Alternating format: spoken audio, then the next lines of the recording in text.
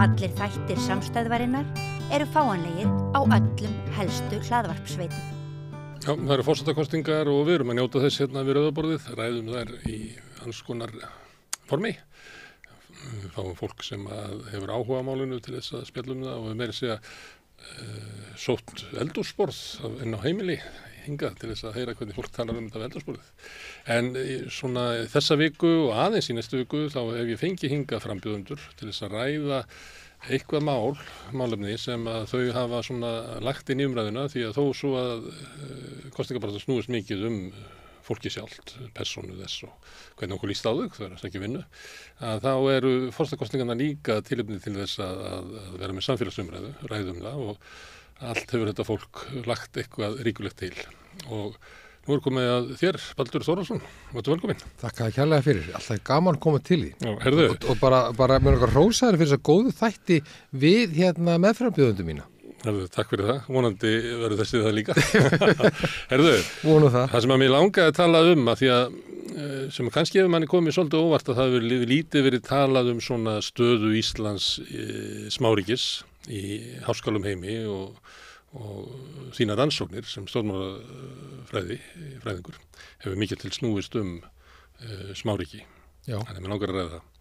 En það er líka eitt sem að mér finnst þú leggja meiri áherslu á en aðri frambjóðendur, það er svona margbreytileiki að þú talað framboð í frambóðinu börn og náttúrulega hinsegin og kynsegin og svona breiðari mannréttinda hvað að segja, svona sjónarmið heldur en heyri á hinum. Ég er ekki að segja hinn sé andmæliði nokkurn hátt. En mér finnst þú stundum leggja áherslu á það og þá er það að forsetinn sé forseti allra. Það hefur gildið ekki? Jú, ég fer upp í þessa vegferð rauninni eftir ákall að tala fyrir mannréttindum allra, tala fyrir bara framtíð þjóðarinnar, taka sérstaklega upp málefni barna og ungmenna og að leggjast á rauninni áratnar, ákallum að leggjast á áratnar með stjórnvöldum að tryggja hagsmuni okkar í samfélagi þjóðana og reyna að hafa áhrif. Svona áköllin sem voru að koma til mín í janúar, febrúar, mars snéru mest að þessu og eins og þú nefnir réttilega þá hef ég í kjölfari forgangsraðað þessum verkefnum eða málum líka vegna þess að ég hef einhverjum verið að vinna þeim, bæði í minni vinnu við Háskóla Íslands og síðan bara í mínu félagsstarfi. En við höfum sérstaklega verið að leggja áherslu á málefni barna og ungmenna og þar hef ég... Það tengist manninum þínum? Já, Felix líka, það er heldur betur gott að eiga hann Felix minna sem hefur verið þar eiginlega í 25-30 ár. Já, og hann hefur bara til dæmis verið að vinna málefni barna og ungmenna.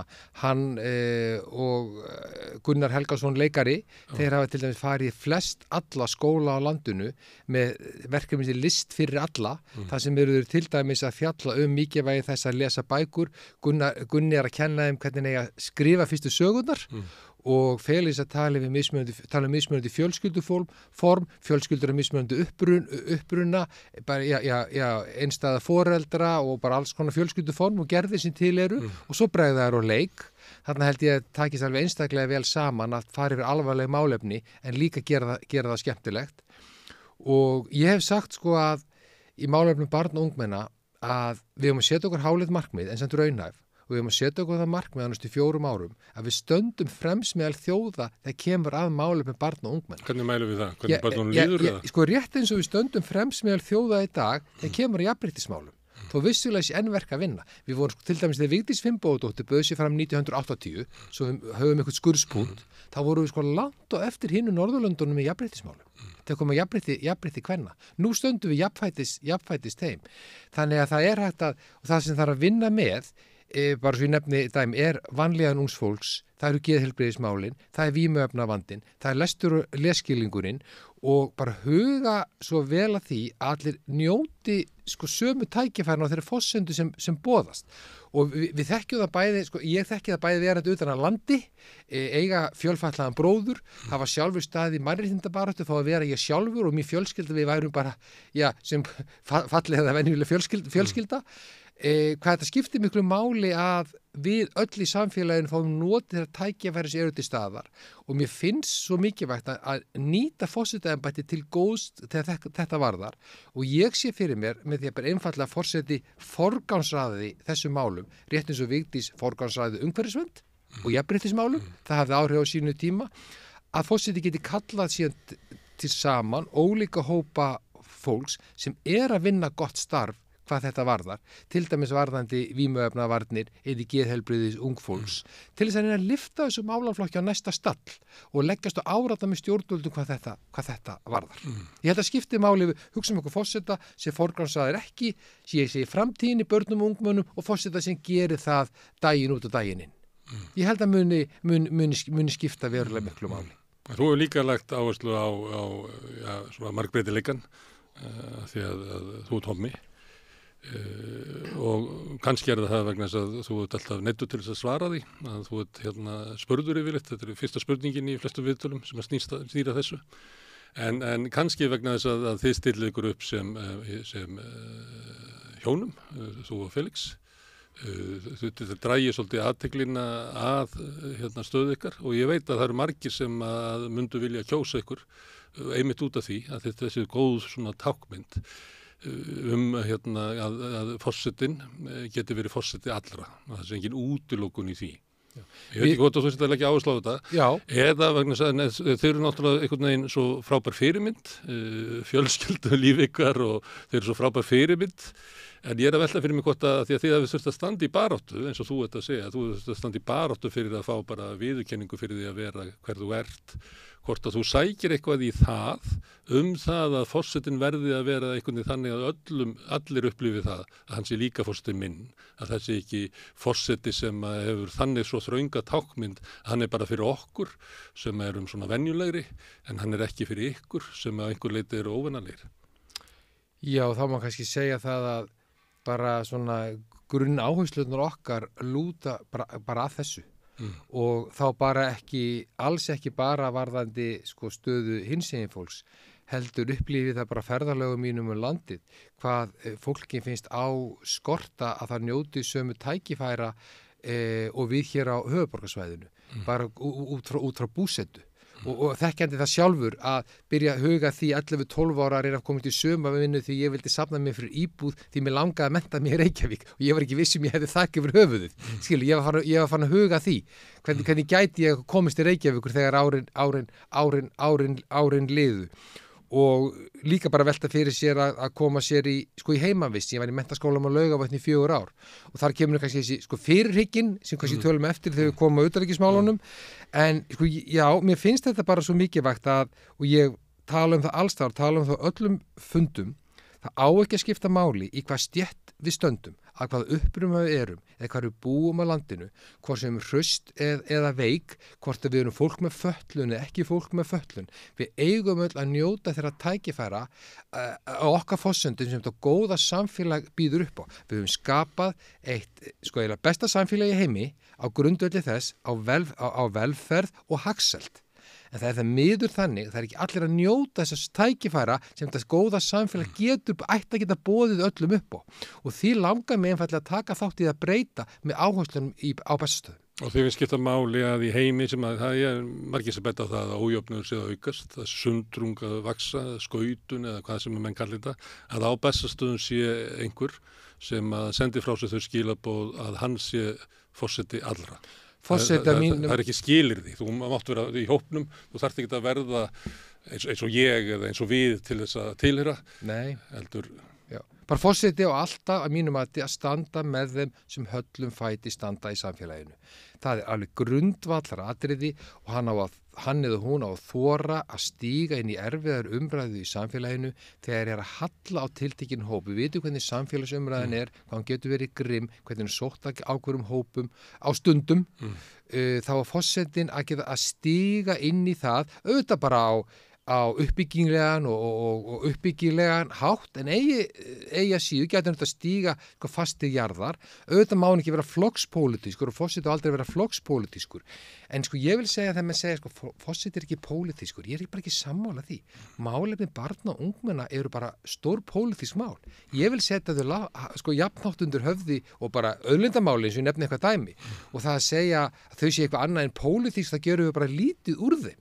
Sem og bara að við njótum öll þeirra tækifæri sem eitthvað góða samfélag býður upp á. Við höfum bara að gera kröfu til þess og forsetur á að taka þátt í því að reyna að þeim marki að deila þessum tækifærum jafnt á milli landsmanna. Þetta ekki mjúkumálin eins og var sagt hérna fyrir kannski nokkrum áratugum. Þetta getur því. Jú, þá var þessu ítt frá að það voru mjúkumál. Það voru mjúkumál, já. Við ætlum að tala hérna sjávarútvegsmál. Já, akkurat. Af því vil ég bara leyfa mér að segja að þetta séu bara rauninni hápólitísk mál, þó með mann ekki rugglaði saman að forseti mig aldrei verða pólitískur. Forseti ber að verja flokkspólitískur. Hann ber að verja samkynniða, transfólk, innflytjendur, alla það sem að svona hitin í umræðinu beinist gegn og skapar náttúrulega ótta að þú kannast við það að þegar verður umræðan verður hatursfull að þá veldur það bara persónulegum ótta hjá þeim sem að til viðkomandi hópi. Allt í einu verður líf þeirra lakara og þau þurfa á einhverju vörn að halda. Og það örgla við innflytjendur núna og mörguleiti við transfólk, það við samkynniðra sem upplifa einhver svona bakslag að það sé orðið lægri þröskuldur, hvað megi segja og hvað hrakir þeim á hend og eftirmanni. Þarna gegnir forseti mikilvægur hlutverki að reyna að fá okkur öll til þess að horfa á það sem sameinar okkur frekarnir sundrar. Benda á hvað við eigum sko sameiginlegt og hvað við getum unnið saman með og jafnvel sko að benda á leiðir til úrbóta.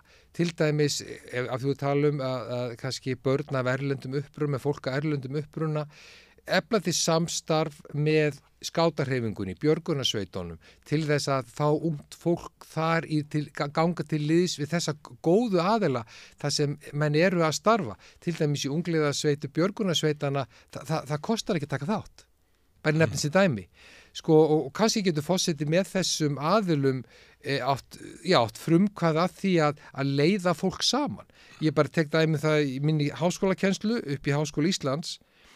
Í námskeiðunum sem ég kenni á ensku, það sem eru bæði útlendingar og íslendingar, ég þarf að stýra því að íslendingar og útlendingar vinni saman í bekknum. Ef ég gerir það ekki, þá vinni íslendingar bara saman og útlendingarnir. Ég er líka stýrið þannig, búin að gera í 30 ár, ég lætu fá verkefni til þess að vinna fyrir utan bekkin, fyrir utan hennar formlegu tíma, útlendingar og íslendingar saman til þessi tali saman. En ef ég stýri þess ekki, sko, þá bara skiptist hópurinn í útlendingar og íslendingar. Þannig við þurfum stundum að hugsa þetta í svona samfélagslegu verkefni og að leyfa okkur aðeins svona þá að stýra skútunni sko, til þess að leiða fólk saman. Já. Stundu þarf jafnvel að hugsa þetta í sko fermingavislu, þannig að ættirnar þarf saman sín á milli. Já, við þekkjum. Við erum bara þannig. Já, við þekkjum það, annars setjast mér og tala ekki saman, algjörlega, já. Þá er þetta að fara líka svona stólaleiki, sko. Já. Stundu þarf að gera eitthvað. Stólaleiki að skiptast á. Það þarf að gera eitthvað til að hrista saman hópina. Já, það þarf að hugsa þeim fyrirfram og þar kemur þessi fyrirhyggja, hverju viljum við ná fram? Horfum það sem áum sameiginlegt, náum samtalinu og ég er svo mikill sko talsmaður og trúi svo mikið á samtalið. Það hefur til dæmis mikið verið rætt í þessari kosningabaráttu íslenskuna, bara ekki vanþörfa og þar hafa margir nefnt á mikilvægi þess að íslenska tölvuheiminn, netið, já, vissulega er það mikilvægt. En ég byrja alltaf á samtalinu. Bara sko samtalinu við sko unga börnin, leikskólabörnin, grunnskólabörnin. Ég til dæmis upp í háskóla hefur nú í 20 ár, ég er löngu hættur að vera fyrirlestra. Ég nota sem ég kalla Sókrates aðferðina. Við bara förum sameiginlega gaggrínið yfir lesefni dagsins og ég segi við nemendum mína, ég hef svo virkilega á að heyra hvað þú hefur að segja þessa fræðigrein og fá þau til að tala og efna því samtals í stofunni. Og sérstaklega nú tímu netsins, þegar við erum öll föst á samfélagsmiðlunum, finnst mér til dæmis sko skólastofan eða heimilin mikilvæg vettvangur samtalsins. Já, við stuðum það hérna. Við erum hérna með podcast, það sem síðað blogg. Bloggið þannig það á einræður, en í podcastinu þá verður að tala við ykkur. Og það hérna styrkir samfélagið. Herðu, en þá kemur að hérna, svo sérfræðingur í smáþjóðum, við hefur verið að skoða það eiginlega allan þín starfsferil. Og nú erum við í svona víðsjáverðum heimi, ég held að það sé svona almenn tilfinning fólks að það horfir ófrið vænlega í heimsmálum, það svona ákveðin upplausn, það við erum að fara út úr einpóla heimi í margpóla heim og því fylgir alls konar átök og þá það náttúrulega spurning hver er hinn eðlilega staða Íslands í heiminum og mér langar svolítið ræða við þig það, því að það hefur lítið verið talað utanríkismál í þessari kosningabaráttu en af því þetta nú þín þess að þú hefur verið rannsaka þá ætla ég að nota tækifæri núna. Já. Hvað upplifir þú að staða Íslands hafi breyst á undanförnum árum, að við þurfum að endurmeta stöðu okkar í samfélagi þjóða, að við þurfum að endurmeta rödd okkar í heiminum, hvernig við notum hana og til hvers við notum hana? Sko það hefur líklega ekki verið svona vandasamt að vera lítið ríki eins og Ísland í samfélagi þjóðana í marga áratugi. Einfallega vegna þess að eins og nefnir við erum að stríð í Evrópu, sko ástandi fyrir botni Miðjarðarhafs, þyngri tárum taki, það hafa ekki verið svona bara mörg stríð eða skærur í heiminum frá lokun síðari heimsstyrjaldar og við stöndum fram fyrir því að ríki virða ekki eins áður bara einfallega landamæri ríkja, virða ekki alþjóðlega lög og reglur og bara grundvöllur að sjálfstæði lítilla þjóða eins og okkar, Íslands að stórlaxarnir í með orða sem stóru ríkin að þau virði alþjóðalög og reglur sem við gerum ekki nema þessi þeirra hagsmunir og að við náum að byggja enn sterkar í rauninni alþjóðastofnanir eins og Sameinuðu þjóðirnar sem ná rauninni að tjóðra risana betur heldur þau gera í dag já, það nefnilega stóri vandinn einmitt sem ég var að lýsa sem við þurfum svo mikið að taka á. Sko ég fer til Bretlands rétt eftir lok kalda stríðsins á 1992, bara þegar kalda stríðið er að ljúka og fór bæði meistara og doktorsnám og ég var strax ákveðin í því að ég vildi stúdera eitthvað sem gagnaðist Íslandi. Ekki kannski Ísland sjálft heldur eitthvað sem gagnaðist Íslandi og fór strax að skoða smáríkin í Evrópu, hinn Norðurlöndin, Benelux-ríkin, Austurríki og Sviss, Portúgal og Grikkland, hvernig þau höguðu sínum málum, hvernig þessi litlu ríki í Evrópu, þó þau séu vissilega stærri en við, hvernig þau tryggja hagsmuni sína í samfélagi þjóðana og reyna að hafa áhrif til góðs. Og síðan þá hefur ég eins og nefndir, eiginlega öll mín fræðiskrif lotið að því að skoða rauninni fyrirhyggju í litlum samfélögum. Mikið vægi fyrirhyggju þegar kemur að alþjóðamálum að sína fyrirhyggju til þess að komi veg fyrir það verði krísa. Og síðan að undirbúa sig undir það ef það skellur á krísa og síðan ekki síst líka að vera undirbúin undir að byggja upp eftir að krísa hefur dunið á. Þannig að auðvitað reynir að fyrirbyggja krísunar en undirbúið undir það ef hún verður og síðan að byggja upp eftir á. Þetta er svona lykilatriði og það er bara gaman að segja frá því að það er alltaf verið að segja að ég tala ekki nóg mikið sjálf á mig og hvað ég sé að gera að þessar kenningar mínar rauninni krísustjórnun í litlu ríkjum, þær eru kenndar út allan heim og það er fjöldi doktorsnema sem er sérstaklega að skoða þennan kenningaramma minn sem ég kalla skjólskenninguna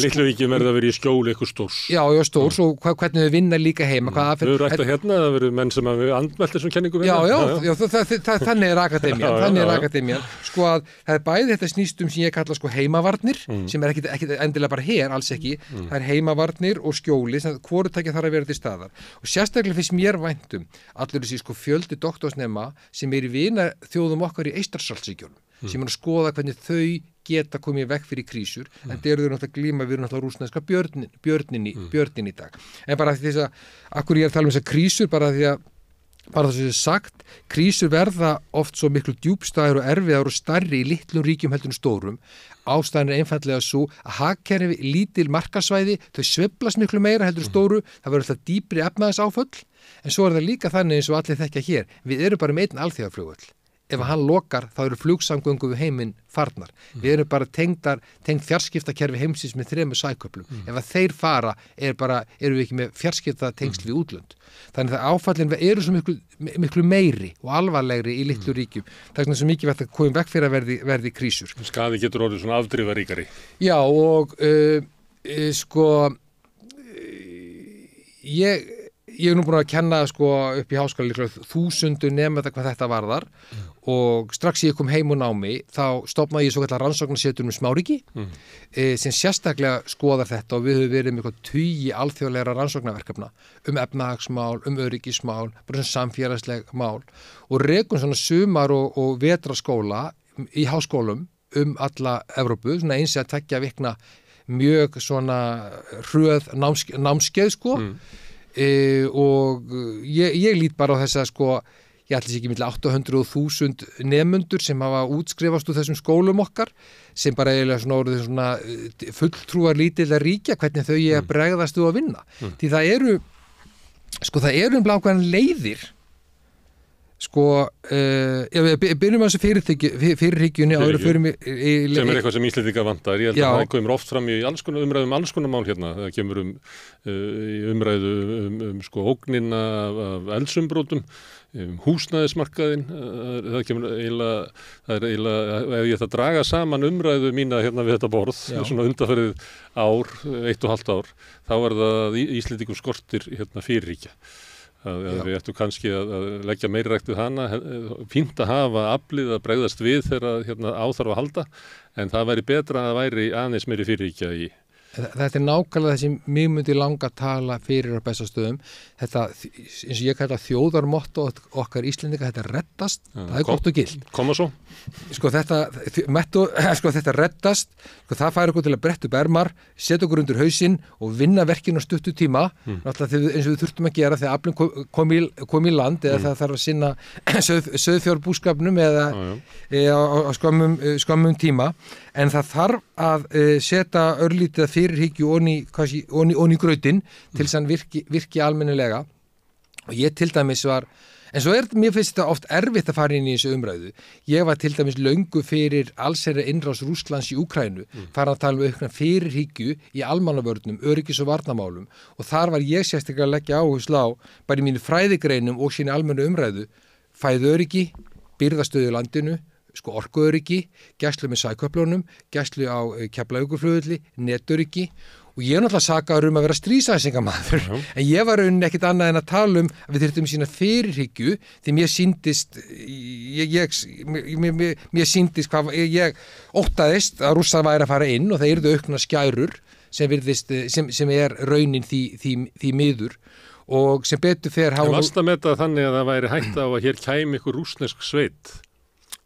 Nei, það á engin von á árás utan rússneskra aðila sérstaklega vegna þess að við erum í NATO en það sem mér finnst aldrei ógnvænlegt núna þessar skýrslur sem koma út frá öllum okkar bandalagsríkjum bara hinu Norðurlöndunum að þau bara telja mikla líkur á því að það verði vaxandi skærur bara næstu missurum að þeim rússnesk stjórnvöld beiti einhverjum skærum að skera í sundur kapla, sprengja á gasleiðslur og olíuleiðslur, skemmi einhverja innviði, verði aukna netárásir. Nágrannaríki okkar gera ráð fyrir þessu að þetta muni raungerast. Við skulum rétt vona að það gerist ekki. Þess vegna segi ég, við þurfum rétt eins og þau að sína fyrirhyggju hvað þetta varðar til þess að undirbúa okkur undir þetta.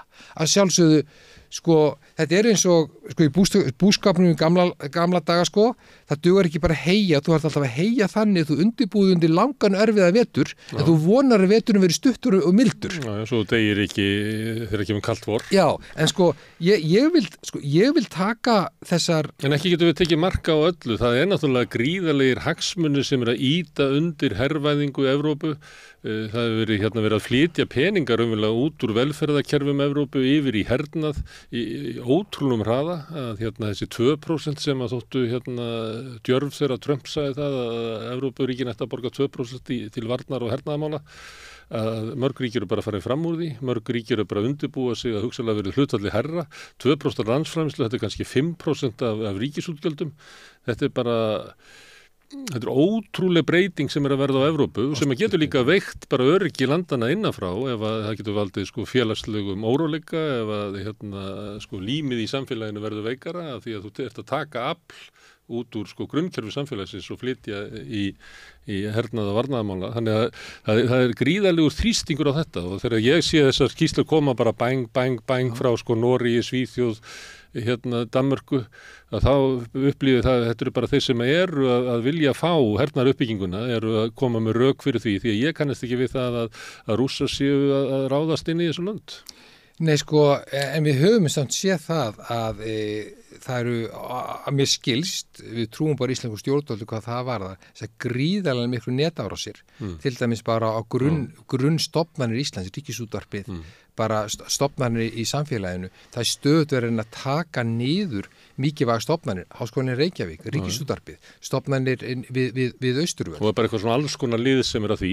Já, menn eru margir hverjir að tengja þetta við tiltekin stjórnvöld, menn eru að gera það og það er náttúrulega bara eðli þessa óvissu ástands og það sem maður óttast og maður voni að raungerist ekki að það verði vaxandi skærur vegna ástandsins í Úkraínu. Það gengur ekki þar að miðla málum með að koma friðsamlegri lausn. Þannig að óttast að verði skærur. Nei, það er alveg skelfilegt að svo skuli það skuli ekki vera. En það sem ég verið að benda í þessari umræðu og það er, ég tek undir það er alveg sorglegt að við getum ekki varið þessu peningum í annað en bara varnir eða hergögn. En það er til dæmis hér á landi varðandi almannaöryggi eða bara almannavarnir. Það er svo margt sem við getum gert betur. Til dæmis við erum að setja vaxandi ábyrgð á björgunarsveitirnar, á slysavarðsdeildirnar, á slökkviliðið og lögregluna og landhelgisgæsluna sem sinnir náttúrulega bara almannavörnum og bara löggjast og öryggi landsmanna án þess að mér hefur fundist við fylgja því nógu mikið eftir að þessi aðilar sem er náttúrulega bara hluta til frjálsfélagasamtök og sjálfboðaliðar geti sinnt þeim verkum sem við ætlumst til að þeir sinni eða sem löggjafarvaldi og framkvæmdarvaldi ætlast til að þeir sinni. Þannig að þarna getum við til dæmis styrt okkur verulega og tengt bara beint við okkar náttúruvá sem raungerist reglulega hjá okkur, við erum að horfast í augu við það og til dæmis landhelgisgæslan gegn gríðarlega miklu hlutverki ekki bara varðandi öryggisnet í varnarmálum í Evrópu, hún gerir það í samvinnu við sjóherri Noregs og Danmerkur, heldur líka bara gæslu bara sjómanna, farþegaskipa. Þannig að mér finnst að við eigum að líta til þessa almanna varna og styrkja þessa þætti sérstaklega af því við þurfum að gera það líka. Það er ekki vanþörf þar á.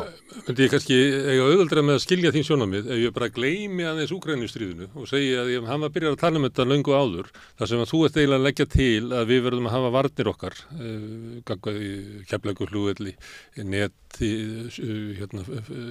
hvernig við fylgjumst með landhelginni okkar og þarfandi göttunum, að við þurfum að hafa þetta í betra formið, þannig að við verum tilbúnir að mæta óvæntum áföllum, stundum frá náttúrunni, stundum frá einhverjum óvilhöllum ríkjum eða jafnvel einhverjum bara glæpahópum, að það væri fyrirækjuleysi snýst um það að við verum svona aðeins að ræskja okkur og gera þetta bara betur. Því að við fjárfest ekki þessu líka í fæðuöryggi, þannig að við getum staðið af okkur eða verður einhverjar áföll í birgðaflutningum og öðru slíku. Þannig að við ættum að gera það, að búa okkur undir það að geta lent í einhverjum áföllum sem við höfum ekki gert og þá getum við bara gleymt til þess að skilja þetta. Þá ættum við kannski ekki að vera að hugsa nákvæmlega, þetta er ekki viðbrögð við Úkraínu, þetta er ekki viðbrögð, þetta er bara það sem bara til því að vera fullorðið. Já, og líka, svo ég líka áðins að maður vilji blanda þessu ómikið formlegu öryggis- og varnarmálin. En ég er líka kallað eftir því í mörg ár og ekki alltaf í þökk stjórnvalda. Ég hef sagt við erum í NATO, það er staðreynd og það er verið að forgangsraða hvað verkefni að sinna þegar kemur á öryggis- og varnarmálum. Við eigum sjálf að móta okkur skýra stefnu, hvernig viljum við forgangsraða, hvort það sé almannaöryggi eða öryggismálum á landinu. Ekki láta það bara í hendurnar á bandalagsríkjum okkar, hvort sé það í Brussel eða Washington að ákveða hverju eigi að forgangsraða þegar kemur okkar öryggismálum. Því við getum haft aðeins aðra sýn á það. Við getum kannski vilja sérstaklega fókusa á netöryggismál, öryggismál á Keflavíkurflugvelli, gæslu með sæköflunum.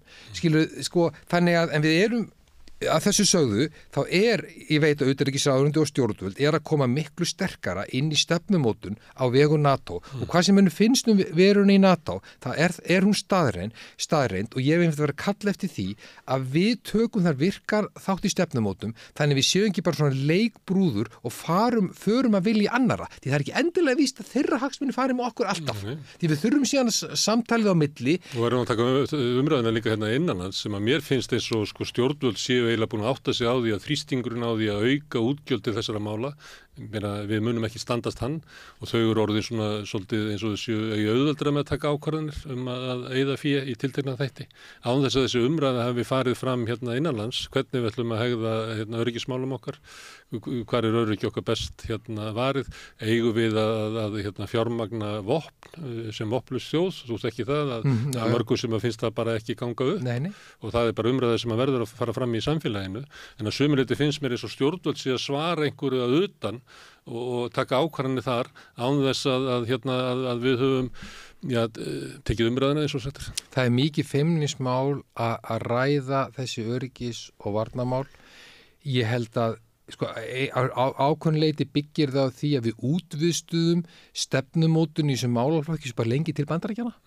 Það er að breytast eins og ég nefndi, þannig að stjórnvöld eru svona stíga varlega til jarðar og þetta er alltaf svo viðkvæmt leið og eins og ég nefndi á þenni upphæfi þegar ég fer að tala um þess að fyrirhyggju, bara birgðaöryggi, fæðuöryggi, orkustöðun í landinu, þá er ég sakar að vera efna til stríðsótta. Þetta snýst ekki það, svo kemur heimsfaraldur sem það blasti það við öllum að það þarf að huga þessu málum og það var ekki stríð heldur, það var heimsfaraldur.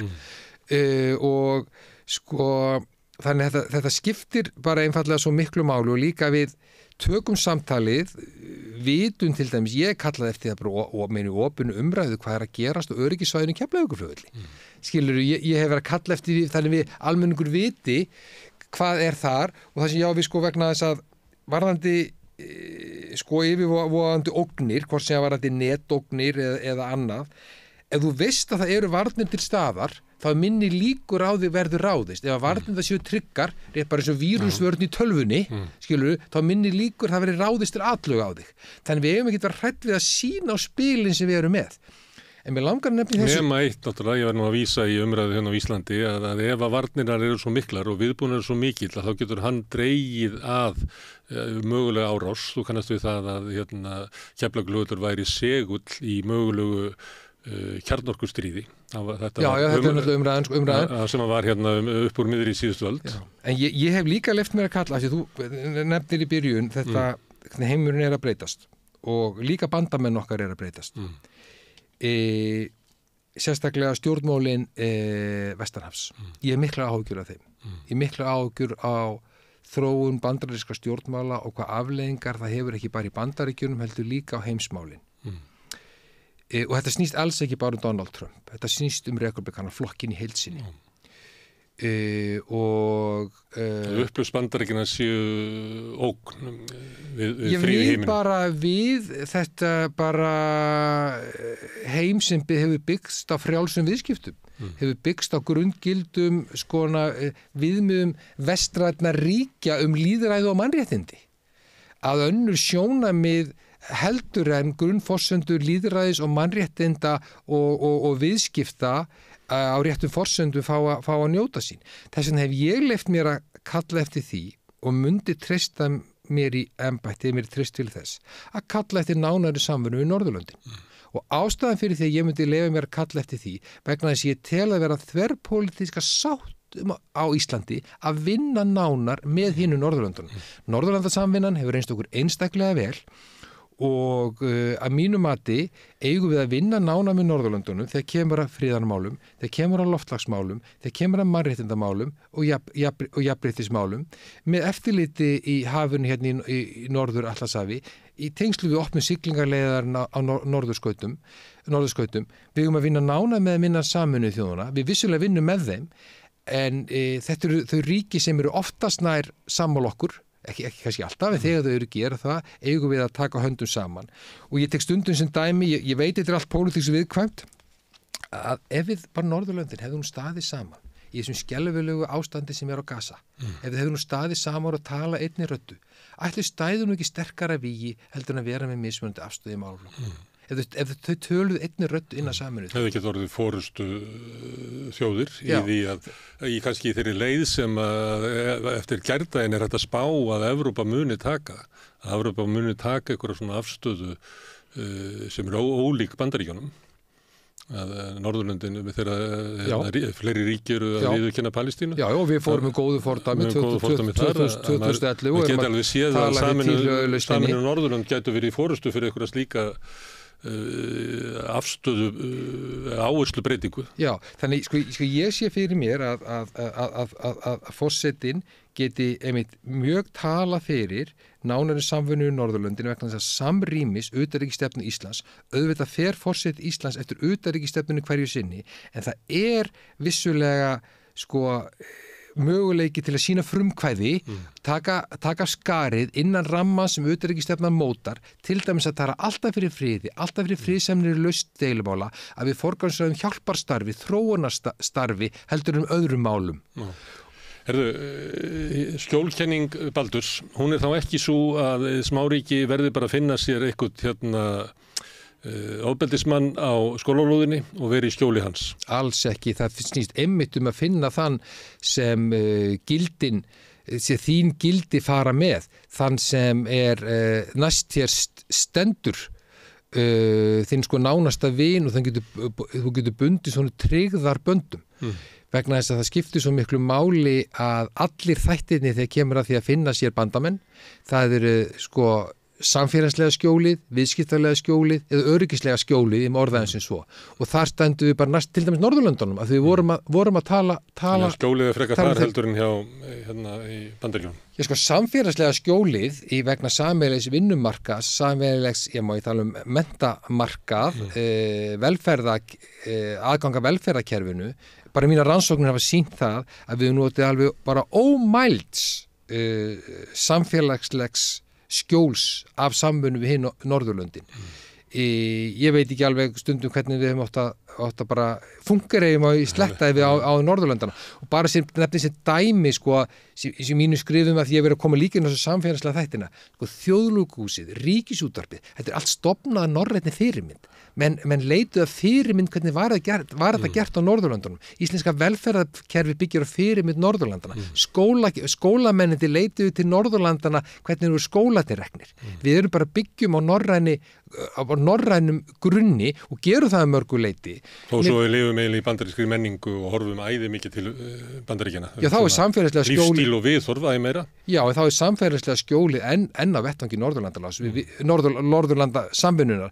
Við vitum það að langflestir Íslendingar sem leita sér fara í nám erlendis, fara ennþá til hinna Norðurlandana. Það eru 20.000 Íslendingar sem búa á hinum Norðurlandunum og þar eru að sækja menntun, til dæmis tæknimenntun, iðnmenntun, sem er ekki að finna hér á Íslandi. Skipti sköpum fyrir okkur að fólk geti farið út og komið síðan tilbaka. Mér langaði líka að nefna varðandi leiðir til áhrifa, bara örstuð í mínu smáríkjarannsóknum. Það eru nefnilega leiðir sem smáríkja geta beitt til þess að hafa áhrif sem ég myndi langa að fengi þá bara meira athygli. Ég geti tala við af Bessastaðahlaðinu og bara í sín styðstu máli. Það snýst á því að byrja á því að viðurkenna að þú getur ekki gert allt. Þú byrjar að forgangsraða. Til dæmis getum við forgangsraða jafnréttismálum, eða við getum forgangsraða sjálfbæri nýtingu auðlinda eða bara loftslagsmálum. Þegar við erum hins vegar síðan búin að forgangsraða, þá þurfum við að byrja á því að sýna fram á það að við stöndum fremst meðal þjóða í sjálfbæri nýtingu auðlinda, jafnréttismálum eða í umhverfismálum. Þegar við gerum það ekki hlustar enginn á okkur. því að ef við getum sýnt fram á það að við stöndum fremst meðal þjóð í jafnréttismálum eða auðlindanýtingu, sjálfbæru auðlindanýtingu, þá hlustað á okkur rétt eins og stórþjóðurnar. Ef við bara sýnum fram á okkur gengur vel, sýnum fram með dæmum og rökstuðningi, þá segir, já, farið þið svona að þessu. Þetta virkilega hægt að gera þetta svona? Og þá hlustað á okkur. Og þá kemur þriðja atriðið, það að finna sér bandalagsríki og viðurkenna þú þurfir bandalagsríki til þess að lyfta steininum, lyfta grettistaki og þar lít ég einhverjum og sérlega til Norðurlandana en auðvitað bara til allra annara ríkja í heiminum sem vilja hjálpa okkur í þessari vegferð til dæmis í umhverfismálum eða jafnréttismálum eða sjálfbæru nýtingu auðlinda. Þannig að það eru leiðir fyrir lítil ríki eins og Ísland að hafa áhrif. Norðurlöndin eru fyrirmynd. Gera mjög gott, eða ekki? Norðurlöndin, sko, þau eru svo öflug innan Sameinuðu þjóðanna að sko þeirra styrkleiki þar hvers og eins til Noregs og Svíþjóðar, sko hann bara jafnast til á við styrkleika Þýskalands. Og þegar ég í mínum rannsóknum að taka til viðtöl við svona sendiherra og embættismenn hjá Sameinuðu þjóðunum og spyr sko í öðrum litlum ríkjum, kannski í öðrum litlum ríkjum, ég segi hver ykkur fyrsta leið til þess að reyna að hafa áhrif á reglugerðir eða svona ályktanir Sameinuðu þjóðanna. Veitu hverju margir svara? Það er að tala við normenn. Nú, okkur tala við normenn, jú, þeir hafa viljan og fjármagnum til þess að koma hlutum í verk innan Sameinuðu þjóðanna. En það líka sko verið vilji til þess að láta gott af sér leiða. Það er ekki bara fjármunni sem þarf, en það þarf viljan líka. Íslendingar geta nota rödd sína eða gera það svona fara að vera með það en þeir hafa svona takmarkað sem geta komið á, þau geta ekki talað allt í einu eitt sem að svona undarfærið út af hennum háskóla heimi að þá hefur verið svona hugmyndum það að við ættum að tala fyrir friði og ég held að flesti frambjóðendur hafa verið að leggja áherslu á það líka í aðdraganda kosningana þá kom í ljós að við vorum að kaupa vopn, vorum að senda og maður heyri það nú bara svona í samfélaginu að mörgu finnst það bara ekki passa við stöðu okkar að sá sem að er vopnlaus og er ekki með her, að hann getur eiginlega ekki verið að kaupa vopn til þess, eru notuð til þess að drepa fólk á okkur vígvöldum. Það sé ekki fyrirhyggja í því. Það er alltaf að líta svo á með þínu sjónarmiði að það er ekki góð fyrirhyggja í því að sá sem er vopnlaus, fjármagni vopnasendingar þar sem að Rússar eru drepnir á vígvellinum því að við munum ekkert með samskipti við Rússa og höfum átt ágætið samskipti við Rússa á síðustu öld. Við áttum mikil viðskipti við Rússa og raunverulega er ekki hægt að benda á að Rússar eða Sovétmenn hafi verið að gera Íslendingum neitt sérstakt. Þetta móti raunverulega. Já, sko við njótum, eins og þú nefnir réttilega, við njótum einstakar sérstöðu innan NATO að við erum eina ríki sem ekki með her og það er virt innan NATO, það er engin þrýstingur innan NATO að við stofnum her. Heldur það ekki? Heldur það kom ekki í daginn að Eystrasaltsríkin segja byrju þessi ríka þjóð þarna? Þarf hún ekki að leggja eitthvað til? Það hefur ekki ennþá komið til og ég hef til dæmis sagt það, ég er algjörlega persónulega móti því að stofna her, við enga þekkingu eða kunnáttu eða getu til þess að stofna her og ég hef sagt ef Alþingi myndi detta til hugar að stofna her þá án undangenginu þjóðaratkvæðagreiðslu þá myndi ég í embætti forseta Íslands þegar í stað vísa því máli til þjóðarinnar því það var mikið grundvallar breyting reynir bara okkar samfélags sáttmála en þegar kemur þessum sem varst að nefna og þá vil ég tengja þetta við að við erum ekki með herinn eins og þú gerir réttilega þá vil ég segja sko það snýst líka bara sko forgangsröðunina að hvert og þetta ríki er að vinna á þessi sviði sem það stendur sér best og við erum ekki í hernaðinum við erum ekki með varnarlið og við höfum gert einstaklega vel finnst mér til dæmis að senda Úkraínumönnum færanleg sjúkrahús mér finnst sko það framtak stjórnvalda og landhelgisgæslunar að kenna úkraínskum aðilum að aftengja þessar skelfilegu jarðsprengjur til þess að koma í veg fyrir bara dauðsföll og skelfilega afleiðingar þeirra finnst mér einstaklega gott og þetta hefur farið fram í Bretlandi ef ég veit í rétt. Þannig ég sé fyrir mér að við eigum að forgangsraða því sem við erum góð í og getum unnið að heilindum með okkar fólki eins og við höfum verið að gera mjög vel. En er það ekki, ef það er þannig að þú lítur svo á að við erum í NATO en við erum herlaus og við höfum sérstöðar og við eigum að vinna með þá sérstöðu. Við höfum ekki að reyna að vera bara falla í hópin og vera eins og hinir. En að einhver leiti finnst manni sko stjórnvöld hafa verið að reka slíka stefnu að undanförnu eins og með þessum vopnasendingum eins og með svona, það er lítill munur á orðfæri íslenska stjórnvalda eða stjórnvalda sem hafa raunverulega eitthvað afl til þess að standa undir. Við höfum orðað þannig að það talar enginn eins og diplomat lengur, það talar allir eins og hersöðingjar. Er það þannig að sérðu þessa breytingu, er breytingin að verða svo að við erum farin að tala eins og herveldi af því að við erum í klúbbi hervelda? Ég vil náttúrulega það sem að týna svona sérstuðun okkar ákveðnu leita eins og okkur finnst að það er ekki þessi virði að venda hana. Það er sótt að lýðræðisríkjónum í Evrópu, það er, við erum að horfast í augu við það er ógn úr austri, það er ógn úr austri sem ég held að sé sko raunveruleg og hættuleg sem þarf að sko taka á móti. Ég myndi óttast verulega hvað það myndi leiða af sér ef að til dæmis rússnesk stjórnvöld myndi ná allir Úkraínu og hendur sér. Sko, hvað munið gera næst, skiljiði? Þegar hermaskinan fer af stað, þá þetta er það sem ég óttast í þessum efnum og við verðum að spyrna á móti hvað þetta varðar.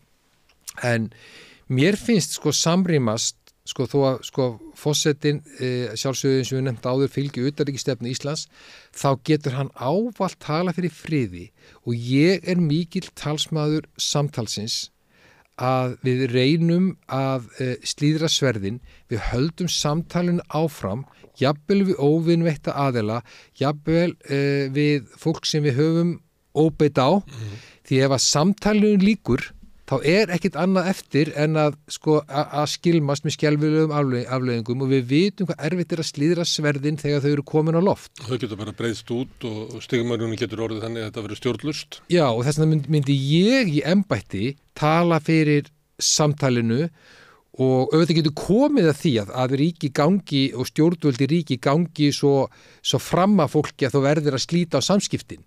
En það þarf að reyna allt áður því þá eru það bara vopni sem tala eftir það og það heldur við viljum ekki fá þannig heim sko.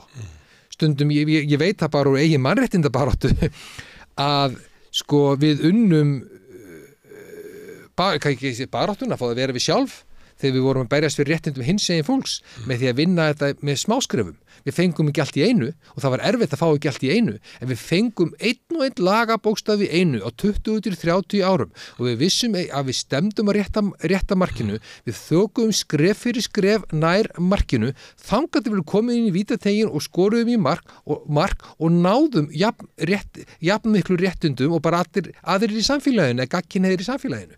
Þannig að það er hægt að vinna þetta með smáskrefarlíkaninu og jafnvel þú þarft að spila með þeim í liði sem ég líkar ekkit alltaf við. Það getur verið mörgum erfitt að sætta sig við 5% árangur ef að markmið er 100%. Akkur eigum við að kyngja því að sætta okkur við svona lítinn sigur, þú kannast við þetta úr baráttunni. Þetta eru alls konar hópar út úr allt samfélag sem eru alla daginn að velta þessu fyrir sér. Á ég að sætta mig við svona lítinn sigur þegar ég veit að óréttlætið er svona stórt? Ég hef verið kallaður á næturfundi í reykmættugu bakariböngjum í Alþingi þegar við vorum að árið 2000-2001 þegar við vorum að reyna að fá ættleiðingar samkynhneigða samþykktar að samkynhneigð mætti bara ættleiða börn og við okkur settum stóli fyrir dyrnar ef við myndum samþykkja stjúpaættleiðingu sem fóli sér að ég mætti ættleiða son Felix ef móður hans myndi falla frá það er samþykkt samhljóða í þinginu en ættleiðingan eru bara felldar í þingsalum ef við myndum ekki gera það. Nei, skilurðu? Og við bara stóðum bara þarna eins og bara og þá hugsaði maður, það er betra að ná sátt stjúpaættleiðingarna, skilurðu, en þurfa að kyngja því við náum ekki ættleiðingunum fram en við náum ættleiðingunum fram 6 árum síðar. Sami vil ég segja kannski í stjórnarskrármálinu, sem ég veit að þið hafi mikið rætt hérna, að ég held að sé það sé liðin svo tíð að við getum kannski verið með eitthvað svona allsherjar stóra endurskoðun á stjórnarskráni. Það er ekki að ganga upp. Ég held við erum að sætta okkur við það, taka líka smáskrefan nálgunina þar, til dæmis byrja á ákvæðum forseta embættið sem eru mörg hver úrelt, aftur að taka það skref fyrir skref til þess að við spólum ekki sömu hjólförunum og náum þá árangri þó það taki 20-30 ár. Ég veit að getur verið erfitt, en ég held að það sé leiðin til að ná breytingum á stjórnarskránni. Til þess að fólk setti sig við þá leið, þá þarf að vera árangur reglulega. Já, því en nú eru bara við 12 ár síðan að þjóðaratkvæðagreiðslan var og það er ekkert gerst. Nei, og það hefur ekki nást að vinna með þessa smáskrefa nálgun. Þannig þú farið ekki stóra breytingar, en þú verður heldur ekki litla breytingar. Ég myndi tala fyrir rétt eins og Guðni hefur gert við setningu Alþingis fyrir því að stjórnarskráin er breytt í áföngum, skref fyrir skref í sem allra mestu sátt í þinginu og ég hef trú á því að ef við skiptum þessu verkefni niður í ákveðna áfanga, tökum eitt í einu, fyrsta sem við erum flest öll sammálum og vinnum okkur svo áfram að þá munum við ná árangri. Herðu, Baldur, takk fyrir að koma hingað og afsakaði ég skulle hefa boðið upp á svartan heim að ræðum, mikla erfiðleika. Þú ert kannski vannar því að vera spurður hvað þú vilt hafa á pítsuna? Já, en þetta bara einfallega mjög mikilvægt og það bara þakkaði fyrir að vilja fjalla þessu alþjóðamál sem það skiptir verulega miklu máli hvaða rödd heyrist á Bessastöðum núna í þessum viðsjárverða heimi. Já, ég hefði viljað sjá meiri umræðu heimsmálin í þessari kosningabaráttu. Kannski kemur það núna 10 dagar eftir. Og gangi allt í haginn. Takk að þér. En ég ætla að sitja hérna áfram og reyna að skilja þennan heim sem við lifum í samfélagið og kannski okkur sjálf. Næsti kafli eftir augnablik. 60% eflingarfólks á erfitt með að ná endum saman. Hvernig hægt að réttlæta það? Efling stéttarfélag. Barátta fyrir betra lífi.